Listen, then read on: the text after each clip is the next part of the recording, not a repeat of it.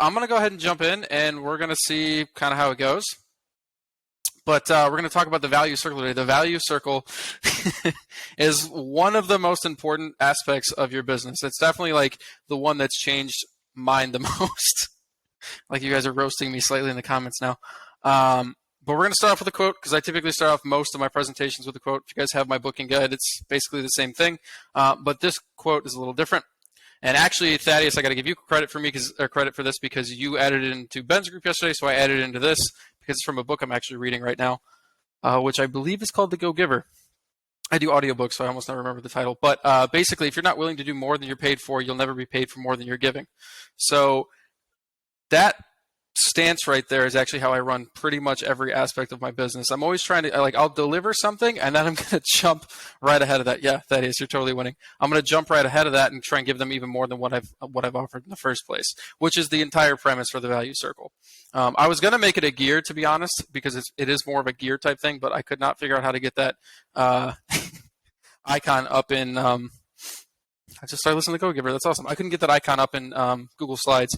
By the way, at the end of this presentation, you will be able to drop your emails into a list that Tyler has created, and I'll send you guys over the PDF that we're going through here, so you can kind of use this afterwards. Totally free, not going to cost you a thing. Okay. So let's talk about this. There's a myth in increasing revenue in your business. It's a very, very basic myth. It just says that increasing revenue is about marketing and sales tactics, which basically ignores value as a proposition to it. So it says as long as your sales tactic and your marketing is good, it doesn't matter how good the product is. That's not true, especially not for wedding photographers. If you're delivering a product that's like mediocre, but your sales tactic isn't is this thing still jumping around? But if your sales tactic is implemented poorly, it doesn't matter, right? If the value that you're trying to show off isn't matching up to the value you're lining up, it's not going to work. Hang on a second. I got to get this screen figured out. Tyler, can you jump in there and get this working? Because it's throwing off the ADD real bad. Let's see if Tyler's got it. Whoever said that sucks at their job. It's actually, so what's funny about this as a standpoint, right, is that basis is actually used for teaching almost every single marketing course there is. However, that's not what we're going to teach today.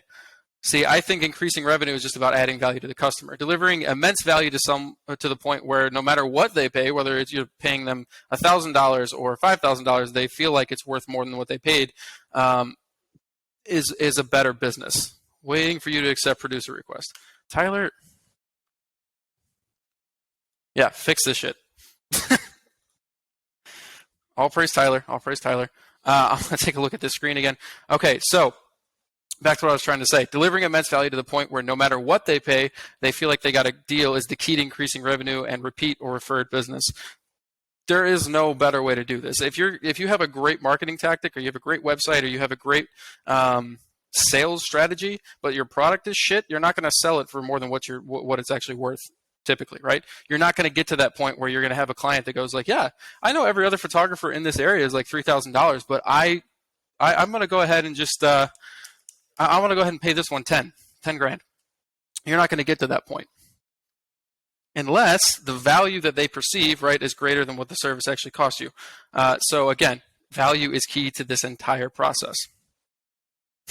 No one is going to buy from you if you aren't providing value, nor should they, right? If you're not delivering better than what you're offering, why would they go to you?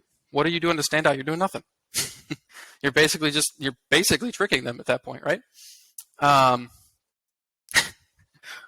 Oop, we jumped ahead. Thanks, Magic Mouse.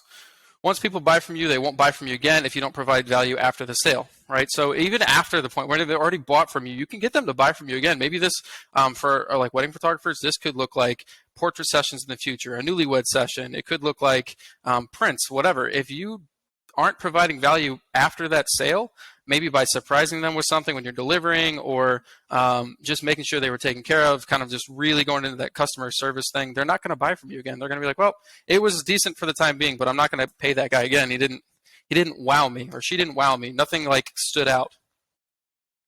Value is the only way to make people pull out their wallets and feel good about it. So do it at the beginning, middle, and end. So when they're inquiring and you're going to give them a consultation, make sure at the end of that consultation they feel like they've been taken care of, right?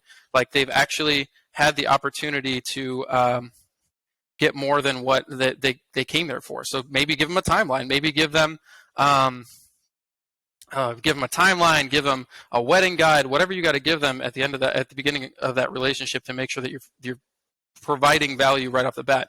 Like if you're getting their email address or their wedding information or even their contact information, they should be getting something in return. Whether it is just that free consultation with some really good advice inside of it, or if it's like basically just like a wedding guide, if they're just giving your email. Like if you're just going to use a lead magnet for a blog or something like that and they're giving you something, you better make sure that whatever you're giving them is tenfold in value. So let's kind of bring that back down to your website. What's the purpose of a website? And I'm going to jump in the comments and just kind of see what you guys think about this. Tyler is now promoted to fix this shit role. Tyler has always had that role. I'm not going to lie. That is Tyler's pretty much main concern. That said, what do you guys think the purpose of your website is? Like, how do you know if your website is succeeding?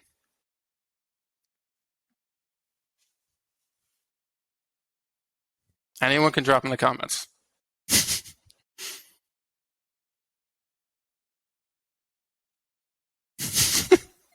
These comments are so delayed. Way to go, Tyler. You get inquiries. Yeah, inquiries are good, right? It's the basis of your whole business. How do you provide services if you don't get their information? People talking, that's not bad. People talk. Wait, what do you mean by people talking?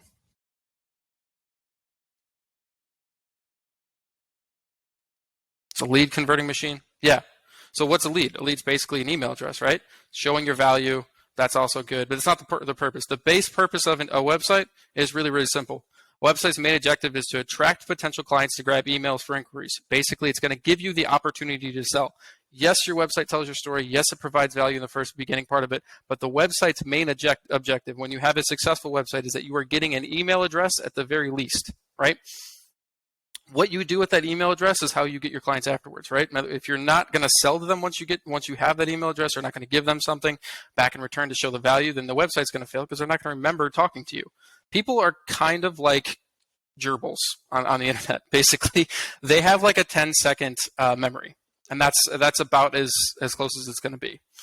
They're going to remember you, and they're going to give you the email address, and then if you don't provide the value back, they're never going to have a reason to go back and talk to you, right? If they don't see the value in connecting with you, why would they talk to you?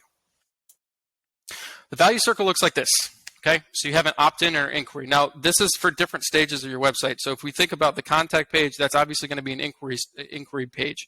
A blog might just be an opt-in, okay, or even part of your home page. If you just want to make sure you're getting every bit of email addresses or whatever contact information you need from every person that comes to your website, an opt-in on your homepage may not be a bad idea.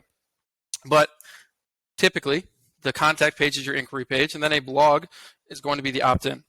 Then you have your service, then you have your over-deliver, and then you have reviews. Okay?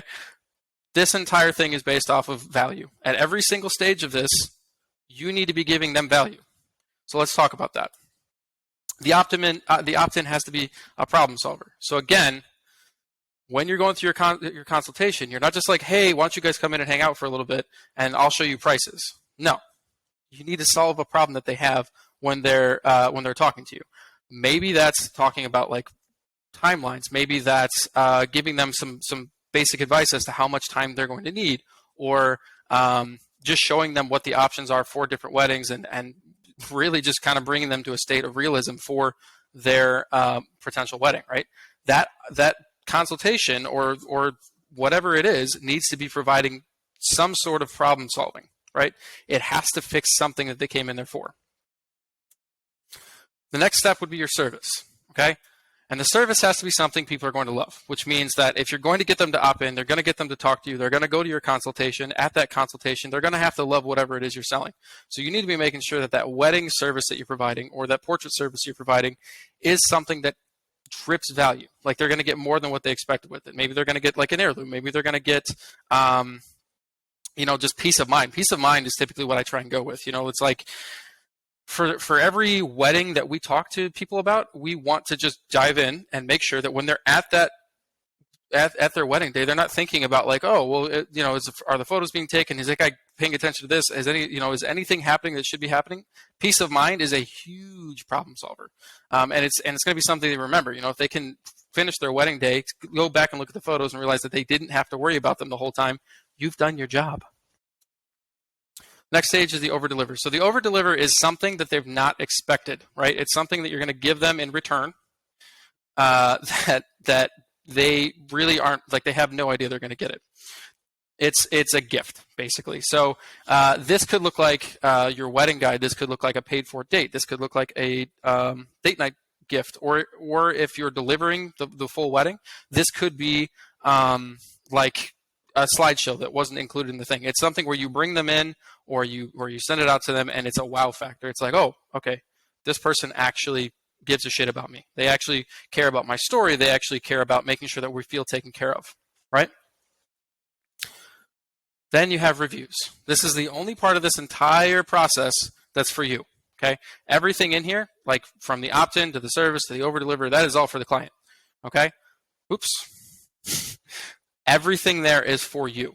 Or everything from that point on is for the client. The reviews is for you. So the final step in the client journey is the one that pays you back for delivering value. If you've delivered value all the way through this process, right? If you've done your job, if you check that box, it'll come back. It looks like reviews. It looks like referrals. It looks like extra income. Maybe it's more prints. Maybe it's a newlywed session later on.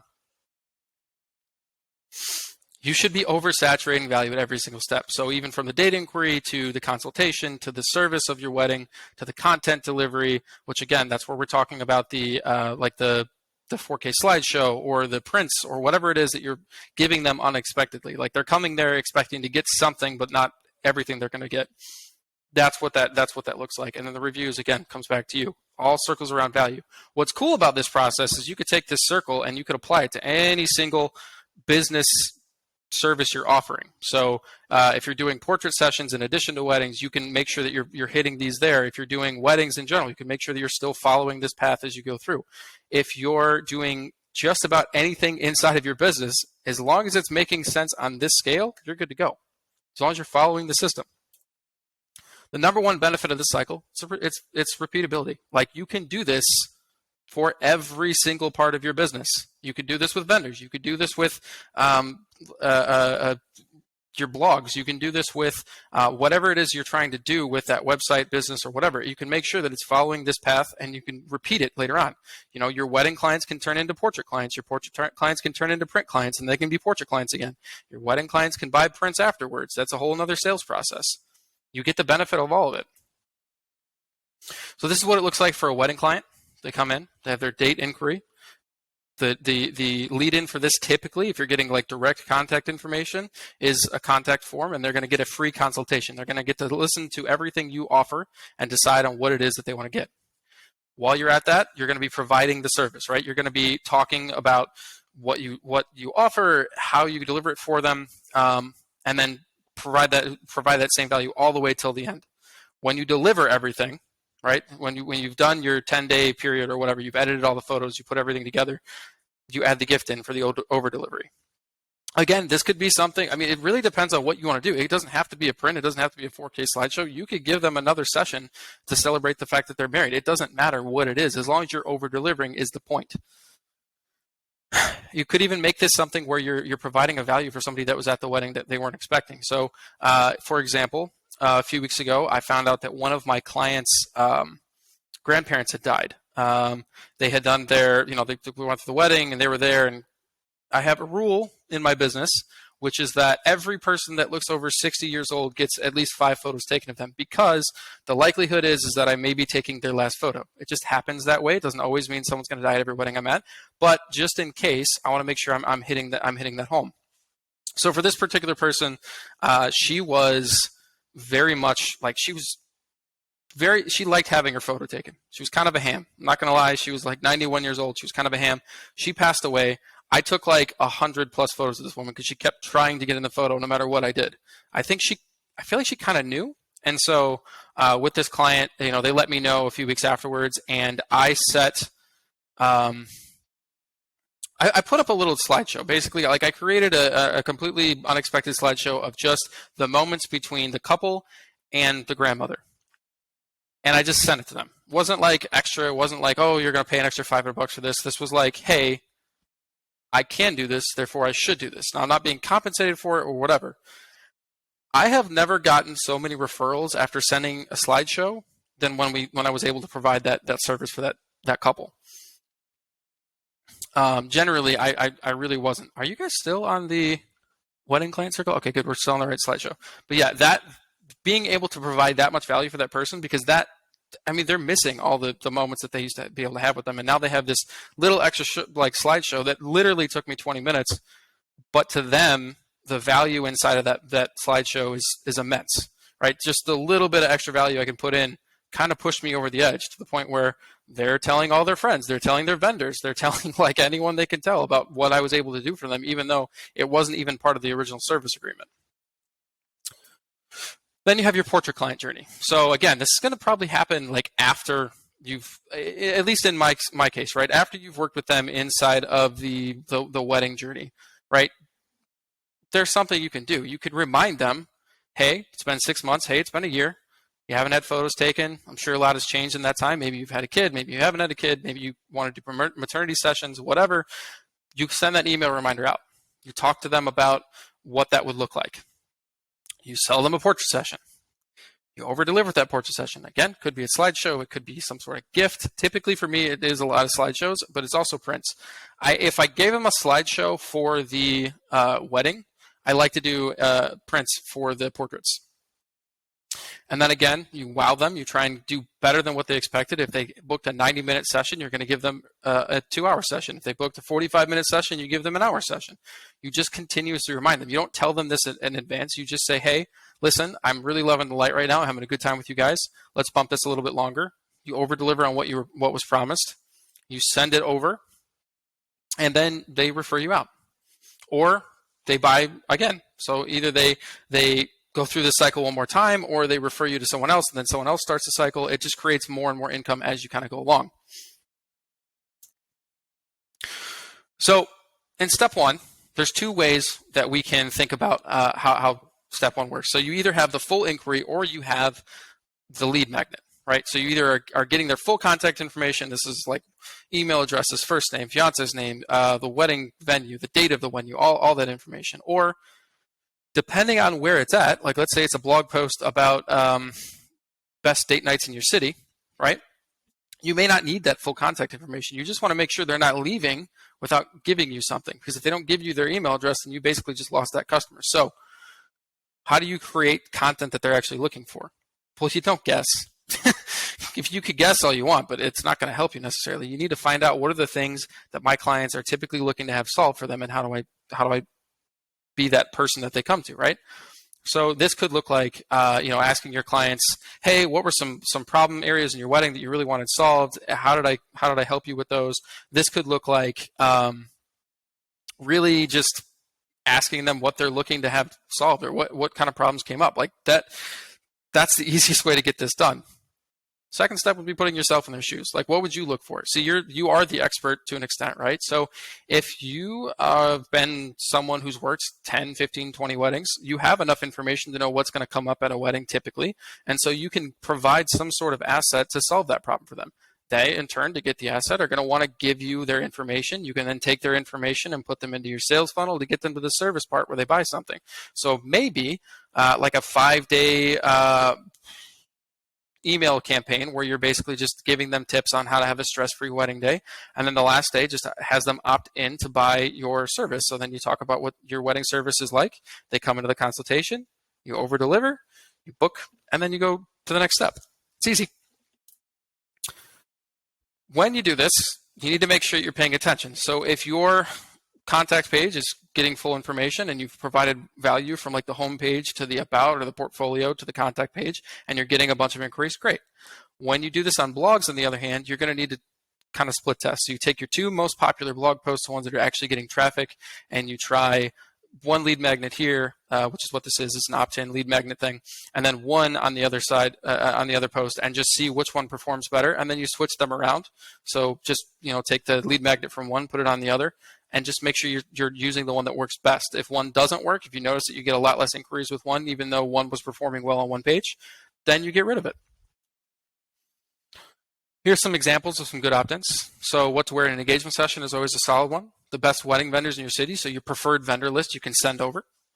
You can also have this up for free on your website somewhere. You can link them back to that. By the way, all these things you're giving them, it's not that they can't be blog information, because I usually will see, well, why don't I just put that in a blog? Well, you can put all of these in a blog. They're not going to go through and comb your entire website. And if they do, they're a super fan anyway, so you're selling them in the first place. But you can take the same content you put in your blogs and just give it to them via email. The client that's looking for this is typically not going to bother with that. And if they're reading through every single section of your website, then you probably were getting the inquiry in the first place. Could be a venue consultation. So if you're doing like your top 10 venues in the city and you have an opt-in, we used to have this on ours where you say like, hey, listen, if you really have no idea where to have your wedding, you can have a free 15, 25-minute consultation with me, and I'll tell you which venue I would recommend based on your budget, where you're at in your styles. Now, this is going to require you to go above and beyond and know most of the venues in your area. Then you give them a list and try and create something that's above and beyond for there, and then you kind of push them towards the service afterwards. You can do an engagement session giveaway. I would recommend doing the best version of your engagement session for this. So don't just provide like any old engagement session, because every photographer is going to be doing like their base engagement session. I'm going to recommend you wow them. So make sure you're putting on the page that gets the most traffic.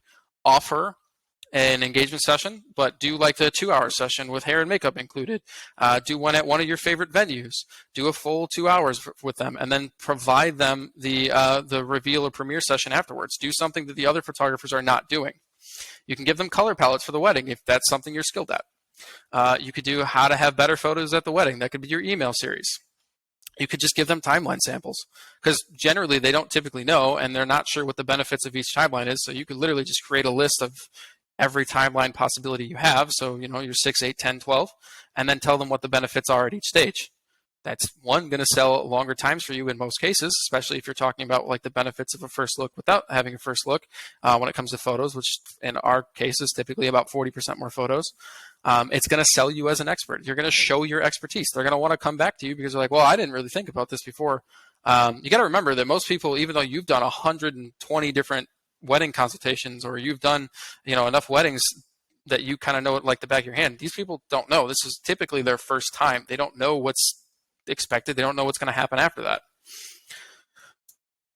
Then here's some examples of some over delivery, right? So someone books you, you give them a wedding guide, like a full 32, 36 page wedding guide. You could pay for a date for them. So if they book you, you could send them out to dinner or give them a coffee date.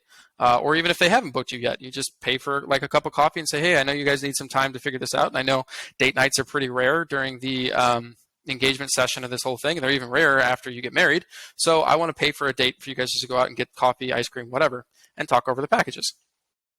You could give them extra hours. So this is more towards the end. This is like your closing sale thing where you have them in between two different package sets, and you say, okay, well, I kind of heard that you guys value hours a lot, or an updated engagement session, so I'm just going to gift that to you. You make sure you point out it's a gift. You want them to remember it's a gift, because you got to keep in mind they should be looking at your price list and see how much that gift is. I know for us, an extra hour is a gift of $600. An updated engagement session is another $600 gift. Those are typically the two gifts I'm giving most often. I'm very rarely playing with the album at all. You could give them a book of custom date ideas. Now, I'm not talking about sending them the adventure date book thing. What I'm talking about is creating a list of dates that you've come up with yourself within your city inside of a PDF and sending them that. That way you are giving them something that's totally branded. Hopefully it has your photos inside of it. So again, you're reminding them of the service you're providing. You're showing them how much value you can put into something. You can give them a 4K slideshow. This would be for like at the end of an engagement session. It could be at the end of the wedding cycle where you've already delivered your content. You could, in the middle of their process, send them a pizza with a handwritten note. Again, I'm a big fan of giving people time together, because there is nothing more valuable than time, right? So I send them a pizza with a handwritten note. I say like, hey, I bought you guys some pizza for tonight, if that's what they love. I have also sent like, I think I've done tacos. I've sent alcohol before. I've sent a bunch of different things. But the important part is a handwritten note. It's like, hey, I was just thinking of you guys. I want to make sure you guys had a great night. So you call them first if you're going to do the pizza and make sure they're at home. You say, hey, listen, I'm sending you guys something. Are you guys at home? They say yes. Awesome. I'm sending you this. Here's what send it over. Give them a big pizza with some food, whatever. They're having a good night. They're watching movies. You've basically provided them a memory by doing that. And then this is my favorite thing to give out because it actually solves a lot of problems while I'm shooting. So when my couples book the weddings, the first thing I actually send them is a guide for better cell phone photos for their guests before the wedding. So like where to place people for lighting, how to not get in my way, how to make sure that you're not interrupting the aisle ceremony, like a whole guided list. I'm actually considering making a little video course for them and just having that sent out. Now, I send this 2 times. I send it before the wedding, and I send it right after the booking. That way they have that beforehand. They can study a little bit, and then I send it the day before the wedding to the bride. Hopefully she disseminates it out to bride or groom. Hopefully they disseminate it out to the party so that I don't have to deal with them throughout the day. It doesn't always work, but it has helped in the past. And also, you are making more of an impact with those guests, so they have your contact information inside of that little packet, and now they know how to shoot better photos, which they'll remember you for later on. It's a really, really good piece that you can put into stand out. Let me check the comments here. Oh, nothing. All right. Perfect. The service you provide is average, the results will be average. So again, just kind of really hitting on that value mark, right? If you're like very mediocre at delivering something, you're going to get mediocre results. You're not going to do as many sales. You're not going to be able to book as high. If you're just trying to be the average, then you're going to be the average. You don't really want to be the average. You want to find out what other photographers are doing and see where you can stand out. So how are they getting clients? Their methodologies there. Do you see them posting mostly on social media? Maybe you could do social media stuff. You could do better social media stuff. You could provide more information via blogs. You could use a different source to get that, whatever. You want to over-index whatever they're doing. How do they deliver files? Is the file delivery fast? So if their file delivery is really fast, then you want to go slower. So you say, like, we're taking time to deliver the best moments for you. We're really, really combing over every image, and then make sure your delivery is on point with that. Do they offer prints? A lot of photographers these days, where people are talking about, like, how do I stand out? They're usually not offering prints. And if they are offering prints, they're not doing it very well. So you can kind of see, maybe you can look through the comments of their clients beforehand, or see if you see anybody on their social media feed that say, I got my prints delivered. You can kind of see what their system's set up, or you can just directly ask them. Photographers typically, I find, are pretty good photographers, I should say, are typically pretty open with their process as far as like prints go. So they'll tell you if they use Pixieset or PicTime or whatever. And then you can go the extra mile with that by creating like reminder emails, different programs, like incentivizing those purchases afterwards. Are they known for anything specific? So again, this could be like the editing style. This could be, it could be how they shoot, where they shoot, what kind of location shoots they do. Like if there's someone who goes destinations, fine, that's cool. There's nothing wrong with that. But you could really promote how you create destination looking images in your hometown. Just create the better sale there. Once you find out what they do or what they promote most, improve on it or promote the opposite. So if I find out someone's really not into albums or whatever, then I really hit home on what the album is, especially since the album is a really big deal to me. I really want to make sure that my clients understand the value of having an album, because then they'll go to the other person if they're still shopping around, and they'll find out they don't get the album, then they'll remember everything I said, hopefully, right? And they'll go like, well, we got to go back with him because the albums this lady's providing is shit. And that's kind of the goal, right? And then you want to get creative, okay? You want to find ways to add value in every stage or interaction to the point where it almost feels like too much. If you're starting to feel like, man, I'm just giving up way too much information, or I'm going over the extra mile for every one of my clients just a little too much, that's okay. Now, there is a point where you feel like you're doing way too much. Then you can pull back a little bit, but you want to feel like you're just giving so much value that it almost feels like you should charge for it. And that, I believe, is the end of our little coaching thing. So is there any questions? Oh, I'm going to bounce. But I'm enjoying this. Will there be a way to watch this later? Yeah, Zach, we're totally going to do, this is going to come into the group lives. You'll be able to watch back and check in again. Is there any other questions with this? This is pretty much the whole value circle. It's basically just a recurring system. At each stage, you're just trying to push them back into that and making sure you're dripping that content in. I feel like I need like waiting songs for the comments to come in. I don't know.